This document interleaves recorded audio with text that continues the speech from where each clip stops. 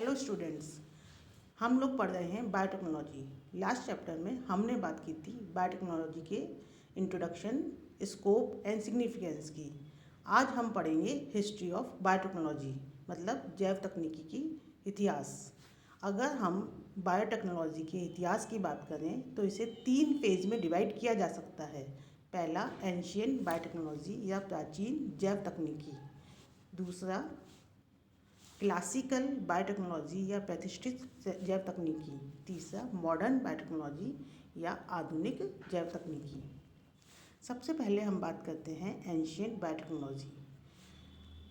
1800 साल से पहले जितने भी तकनीकी हैं उन्हें एंशिएंट बायोटेक्नोलॉजी के अंतर्गत रखा जाता है।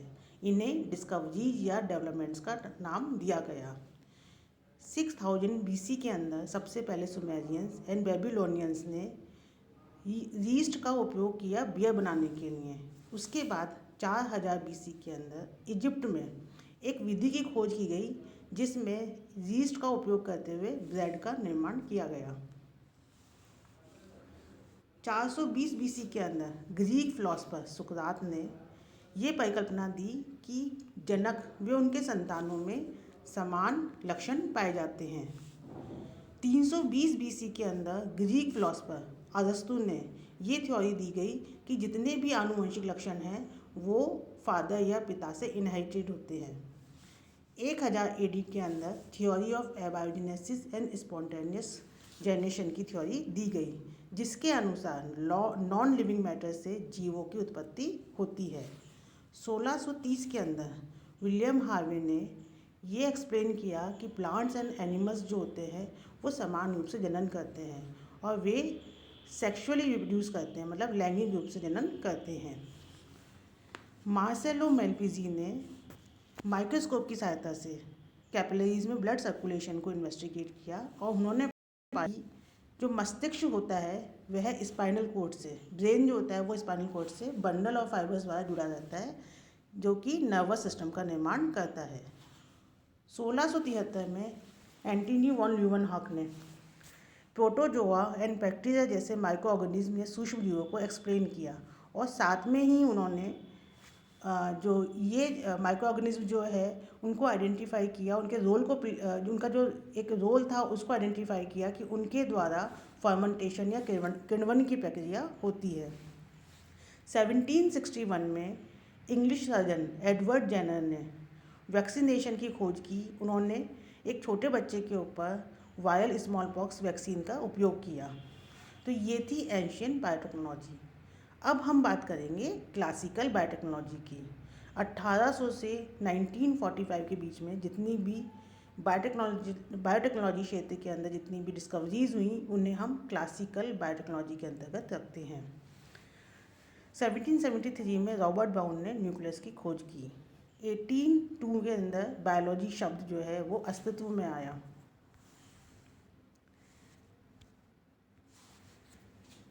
एडवर्ड जेनर द्वारा स्मॉल पॉक्स और लूश पॉशन रेबीज वैक्सीनेशन की खोज की गई।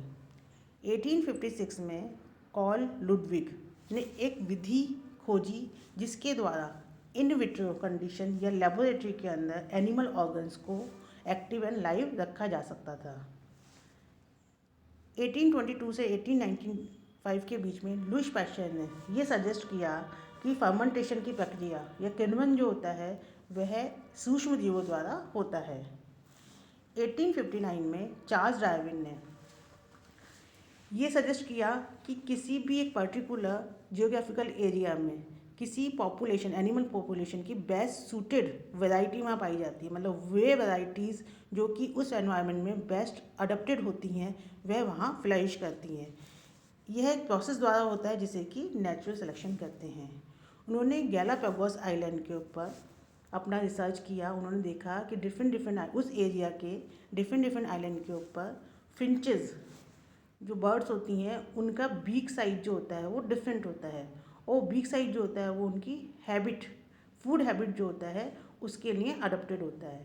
तो अलग अलग आइलैंड पे पाए जाने वाले जो फिंचेस होते हैं उनकी बीक का साइज एंड स्टाइल जो होता है वो डिफरेंट होता है और वो जो वीक साइज एंड स्टाइल जो होता है वो उस आइलैंड पे पाए जाने वाला है या अवेलेबल फूड जो होता है उसके अकॉर्डिंग अडोप्टेड होता है।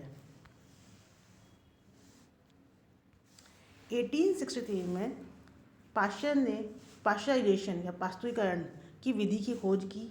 इस विधि के अंदर जैसे वाइन जो होता है उन्होंने हीट किया या गर्म किया, जिसके अंदर उस पर से जितने भी माइक्रोब्स या सूक्ष्म जीव थे वे इनएक्टिवेट हो गए, जिसके द्वारा वाइन का फ्लेवर जो होता है वो लंबे समय तक नहीं बदलता है। इसी विधि द्वारा आजकल जितने भी खाद्य पदार्थ या पेय पदार्थ जैसे कि स्पेशली मिल्क, उनको जो होता है वो गर्म किया जाता है, जिससे वो लंबे समय तक सही बने रहते हैं, उनके अंदर सूक्ष्म जीव उत्पन्न नहीं होते, वो सड़ते नहीं हैं। 1965 के अंदर मेंडल ने लॉ ऑफ हेरिडिटी दिए, जो कि ब्रुन ऑस्ट्रिया के अंदर नेशनल साइंटिफिक सोसाइटी में उनका काम जो है वो पब्लिश हुआ। उन्होंने बताया कि कुछ फैक्टर्स पाए जाते हैं जो कि जनरेशन टू जनरेशन जो होते हैं वो करेक्टर्स या लक्षण जो होते हैं उनको इनहेरिट करते हैं। इन फैक्टर्स को बाद में जीन्स कहा गया। जब मेंडल्स ने ये काम किया था उस समय उनके इस काम के ऊपर जो था ये काम बहुत ज़्यादा प्रकाश में नहीं आया, लोगों के ध्यान में नहीं आया। उनकी डेथ के बाद 1900 ईयर्स के अंदर 3 साइंटिस्ट ह्यूगो डी व्रीज, एजिन von Tschermak and Carl Correns, उन्होंने इंडिपेंडेंटली स्वतंत्र रूप से मेंडल्स के नियमों के ऊपर वर्क किया। उन्होंने भी सेम फाइंडिंग्स पाई। तब उन्होंने उनके इन लॉज को लॉ ऑफ हेरिडिटी के रूप में पहचान दिलाई। आजकल जितने भी आनुवंशिकता का जितना भी काम होता है, जितने भी नियम हैं, जितने भी मॉडर्न जेनेटिक्स है, वो सभी का बेस जो होता है वो मेंडल्स लॉ ऑफ हेरिडिटी है। 1817 के अंदर वॉल्टर फ्लेमिंग ने माइटोसिस प्रक्रिया समसूत्री विभाजन की खोज की। 1871 में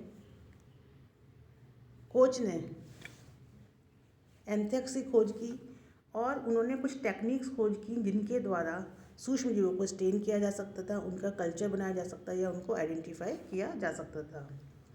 1881 में जब लुश पाश्चर जो थे, जब वो फॉल कॉलेरा पे काम करते थे, तो उन्होंने एक्सप्लोर किया कि अगर इन सूक्ष्म जीवों की अटेन्यूएटेड या वीकेंड स्ट्रेन ऐसी फॉर्म को अगर हम किसी भी इंडिविजुअल के अंदर उसके अंदर जो है वो डाली जाए, जो कि विजुलेंट तो नहीं होती है, मतलब कि वो इन्फेक्शियस नहीं होती है, लेकिन वो इस इंडिविजुअल के इम्यून सिस्टम जो होता है उसको एक्टिवेट कर देती है, जिससे कि उसके अगेंस्ट, उस माइक्रो ऑर्गेनिज्म के अगेंस्ट उसके अंदर इम्यूनिटी जो होती है वो डेवलप हो जाती है। 1884 में कॉच के अकॉर्डिंग एक माइक्रोब या सूक्ष्म जीव जो होता है या उससे उत्पन्न उसके एजेंट, टॉक्सिक एजेंट जो होते हैं वो किसी भी डिजीज़ के लिए रिस्पॉन्सिबल होते हैं।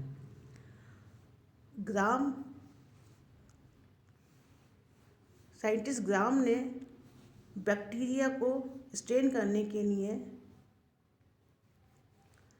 डिफरेंशियल स्टेनिंग टेक्निक दी, उसको डिस्क्राइब किया। उनके अकॉर्डिंग बैक्टीरिया जो होते हैं उनके चारों तरफ पेप्टिडोग्लाइकेन की सेल वॉल पाई जाती है। तो वे बैक्टीरिया जिनमें कि थिक लेयर ऑफ पेप्टिडोग्लाइकेन पाई जाती है वो इस स्टेनिंग मेथड से पर्पल कलर के स्टेन हो जाते हैं, जिन्हें कि ग्राम पॉजिटिव बैक्टीरिया कहते हैं। और वह बैक्टीरिया जिनमें कि ये लेयर बहुत पतली पाई जाती है या उनके चारों तरफ एक्स्ट्रा लेयर पाई जाती है, वो इस स्टेन को ग्रहण नहीं करते हैं और वो पर्पल कलर के नहीं होते, उन्हें हम ग्राम नेगेटिव कहते हैं। तो इस प्रकार उन्होंने पेप्टिडोग्लाइकेन कंटेनिंग बैक्टीरिया को स्टेन करने की एक महत्वपूर्ण स्टेनिंग टेक्निक दी, जिसे कि डिफरेंशियल स्टेनिंग टेक्निक कहा जाता है। 1902 के अंदर सटन साइंटिस्ट होते हैं, उन्होंने पाया कि जो पेयर्ड क्रोमोसोम्स होते हैं उनके ऊपर कुछ एलिमेंट होते हैं जो कि एक जनरेशन से दूसरे जनरेशन में ट्रांसफ़र होते हैं। और उन्होंने ये भी एडवाइस किया कि मेंडल से जिन्हें फैक्टर कहा था वह इन क्रोमोसोम्स के ऊपर ही पाए जाते हैं। 1905 के अंदर Edmund Beecher Wilson and Nettie Steven ने डिटर्मिनेशन ऑफ सेक्स का आइडिया जो था वो बताया। उन्होंने ये डेमोन्स्ट्रेट किया कि सिंगल वाई क्रोमोसोम जो होता है वो मेलनेस को डिस्क्राइब करता है, डिटरमाइन करता है, और एक्स क्रोमोसोम की 2 कॉपी जो होती हैं, 2 कॉपीज जो होती हैं वो फीमेलनेस को डिसाइड करती हैं। 1906 के अंदर William Bateson and R.C. Punnett ने ये बताया कि कुछ जीन्स होते हैं जो कि दूसरे लोकस पे पाए जाने वाले जीन्स जो होते हैं उनके प्रभाव को बदल देते हैं या मॉडिफाई कर देते हैं, जिसे इंटरेक्शन ऑफ जीन्स कहते हैं।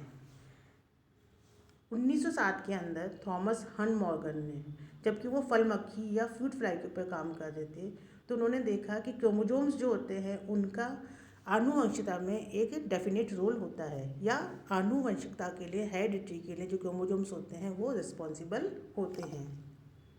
1909 के अंदर जोहानसन ने सबसे पहले जीन शब्द को उपयोग में लिया और उन्होंने ये माना कि जीन जो होते हैं वो कैरियर ऑफ हेरिडिटी, मतलब आनुवंशिकता के वाहक होते हैं। इसके अलावा उन्होंने दो टर्म जीनोटाइप और फिनोटाइप उनको भी डिस्क्राइब किया। जीनोटाइप क्या होता है? किसी भी ऑर्गेनिज्म जो होता है उसका किसी लक्षण के लिए जो जेनेटिक कॉन्स्टिट्यूएंट होता है वो उसका जेनेटिक मेकअप जो होता है वो जीनोटाइप कहलाता है। और उस genetic makeup and environmental factors जो होते हैं, एक्सटर्नल फैक्टर्स जो होते हैं, उनके इंटरेक्शन से जो उस लक्षण का बाह्य रूप होता है, फिजिकल एक्सप्रेशन होता है, वो फिनोटाइप कहलाता है। 1912 के अंदर विलियम लॉरेंस ब्रैग ने एक्सरे जो थे उसकी खोज की और उसके एप्लीकेशन द्वारा उन्होंने बहुत सारे क्रिस्टलीय पदार्थों के आणविक संरचना को डिटरमाइन किया या बताया। 1926 में मॉर्गन ने the theory of gene work जो है उसको पब्लिश किया।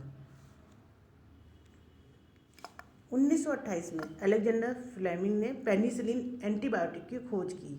वे बैक्टीरिया के ओल्ड कल्चर पे काम कर रहे थे। उन्होंने देखा कि वह बैक्टीरिया की कॉलोनी जो कि फंगल ग्रोथ, जिसके चारों तरफ फंगल की ग्रोथ, एक फंगस जो है उसका इन्फेक्शन हो गया है, तो फंगल ग्रोथ के कारण अब वो जो बैक्टीरिया है उसकी ग्रोथ जो है वो रुक गई है। तो इस प्रकार उन्होंने ये डिस्कवर किया कि बैक्टीरिया जो फंगस होते हैं उनके द्वारा एक एंटीबायोटिक सब्सटेंस जो होता है वो सिक्रेट किया जाता है, जिसे बाद में पेनिसिलिन कहा गया, जो कि बैक्टीरिया जो होता है उसकी ग्रोथ को रोक देता है। इस प्रकार उन्होंने एंटीबायोटिक की खोज की। 1941 के अंदर George Wells Beadle and Edward L Tatum ने वन जीन वन एंजाइम की परिकल्पना दी। वे एक मोल्ड जो कि ब्रेड के ऊपर उगती है, न्यूरोस्पोरा क्रेसा, उसको वो एग्जामिन कर रहे थे। तो उन्होंने ये प्रपोज किया कि एक जीन जो होता है वो एक एंजाइम को ट्रांसलेट करने के लिए mRNA को एनकोड करता है। मतलब कि एक एंजाइम का ट्रांसलेशन जो होता है, बनना जो होता है, वो एक पर्टिकुलर जीन द्वारा एनकोड किया जाता है। इसे उन्होंने one gene one enzyme theory का नाम दिया। 1944 के अंदर सैलमान अब्राहम वॉस्कमान ने स्ट्रेप्टोमाइसिन को एक्सप्लोर किया। यह एक एक्टिव एंटीबायोटिक होती है जो कि टीबी के अगेंस्ट काम करती है, ट्यूबरक्लोसिस के अगेंस्ट काम करती है। तो ये थी ancient biotechnology and classical biotechnology. अब हम नेक्स्ट चैप्टर में पढ़ेंगे मॉडर्न बायोटेक्नोलॉजी। Thank you.